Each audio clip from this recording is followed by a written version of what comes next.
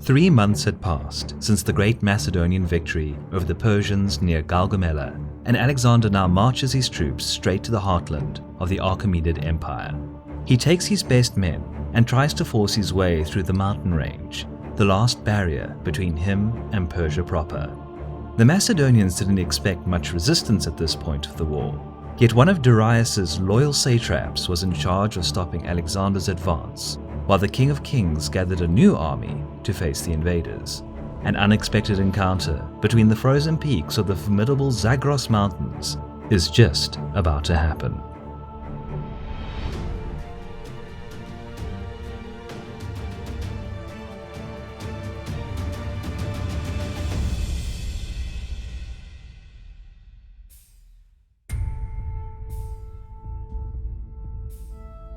It's late October of the eventful year of 331 BC.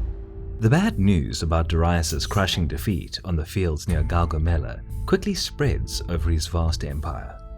With his royal authority severely damaged, Persian satraps were deciding whether to remain loyal to the Achaemenids or rather bend knee to Alexander, as the undefeated Macedonian army was about to reach the wealthy cities of Babylon and Susa. The rumors of how the Macedonian conqueror dealt with the existing Persian ruling class almost certainly reached the satraps of Mesopotamia, so they decided to switch sides and surrender their domains in order to retain local power and positions. By capturing these cities, Alexander acquired enormous treasuries, which he shared with his army, rewarding the fierceness and loyalty of his soldiers.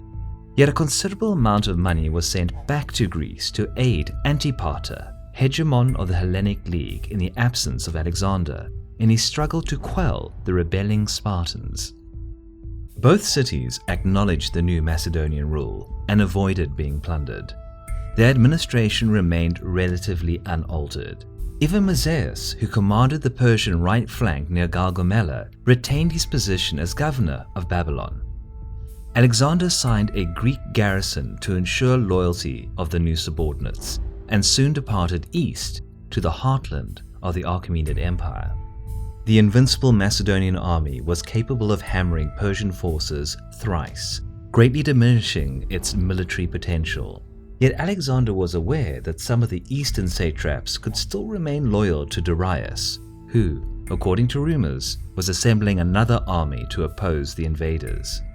Keeping this in mind, with the monumental Zagros Mountains ahead, which guarded the entrance to Persia proper, he decided to divide his army into 2 pieces, thus spreading the risk.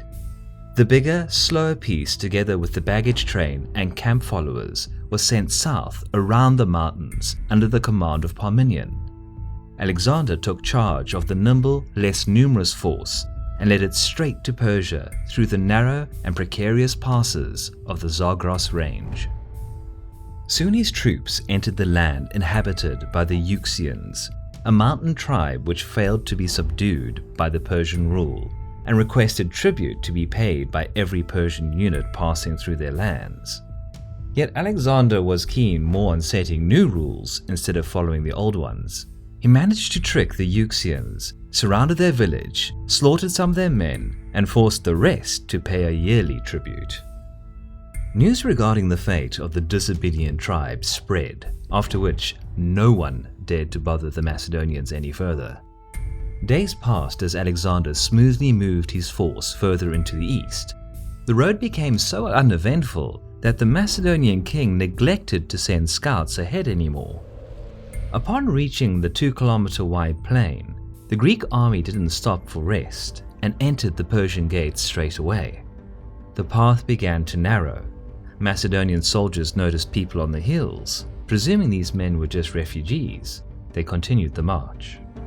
The road turned to the southeast, and since it was still morning, the sun obstructed the view forward. When the last units entered the pass, the Macedonian vanguard reached the point where the path took a sharp turn and soon encountered a solid wall made of earth and rocks. Alexander probably realized how big a mistake he had just made, but it was too late to retreat unharmed. Thousands of Persian soldiers began to charge down the hills, raining projectiles on baffled Macedonian troops. Ariobarzanes, satrap of Persia, remained loyal to Darius and prepared a sudden attack, hoping to disrupt Alexander's plans and gain some time to prepare the resistance of the Persian heartland. Ambushed Macedonians hastily organized the defense, but many men had fallen, and it quickly became clear that either they try to hack their way back to the plain or remain in the valley and die. Alexander ordered a general retreat to save his entire army and cut losses, a bitter choice, as many of the Greeks were still fighting in a separate group in the valley. They were soon vanquished by the predominant Persian forces, while the main body of the Macedonian army broke through to the plain. It was the first time Alexander was outsmarted by a Persian general. Ariobarzanes had chosen the best possible place to facilitate an ambush and executed it flawlessly. Macedonians set a camp in the valley and took care of the wounded. Alexander's situation was difficult. They were stuck high in the mountains in the middle of winter on hostile soil, with numerous enemies ahead. The Persian Gate was the only known pass around suitable to cross with an army. Days passed while the Macedonian command discussed how to overcome the Persian blockade. It is said that a local shepherd guided Alexander through the mountains to the rear of the Persian positions, but this is strangely similar to the story of Ephialtes, who helped the Persians reach the Greek rearguard at the Battle of Thermopylae 150 years earlier. Either way, the Macedonians found a way to beat the Persian defense, and with supplies dwindling day by day, they immediately organized a new attack. Night had come. Alexander took the bulk of his troops and, unseen, led them through the passes to the northeast, while the rest of the army, under Craterus, lit up many campfires, hoping to focus the Persian attention onto the camp. Shortly before the dawn, Craterus marched remaining troops to the valley, attempting to feign an attack. Ariobarzanes prepared to storm their positions again, but just when he ordered the attack, the sound of Macedonian horns echoed in the valley at the Persian rear, and Alexander's detachment suddenly appeared from behind and raided the unexpecting camp defenders, while another unit, under Philotas, attacked the Persians on the hill. Brutal melee combat began, yet the Persians had to fight in unfavorable positions, and they were no match for the fierce and battle-hardened Macedonians, who quickly proved to be far better soldiers and overwhelmed Ariobarzanes' troops. The satrap of Persia tried to break through and retreat, but his unit was surrounded and slaughtered as he refused to surrender and fought to the last man. Despite the initial setback and loss of many good soldiers, Alexander finally managed to overcome the Persian blockade, and soon it became clear that Ariobarzanes' resistance was the last act of organized Persian defense. The ultimate goal, the city of Persepolis, ceremonial capital of the Achaemenid Empire, was visible on the horizon.